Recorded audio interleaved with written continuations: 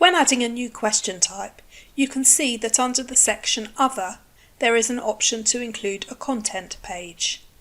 Content pages are great for sectioning a quiz into different learning aspects of a topic, or possibly providing additional information before children attempt to answer a set of questions. As with any question created, the content page can be moved to change where it appears simply by dragging. Let's create a content page. Clicking Add and then Here. We have a title area, a place to add an image or video, and another text area to place additional information. Here is a completed one.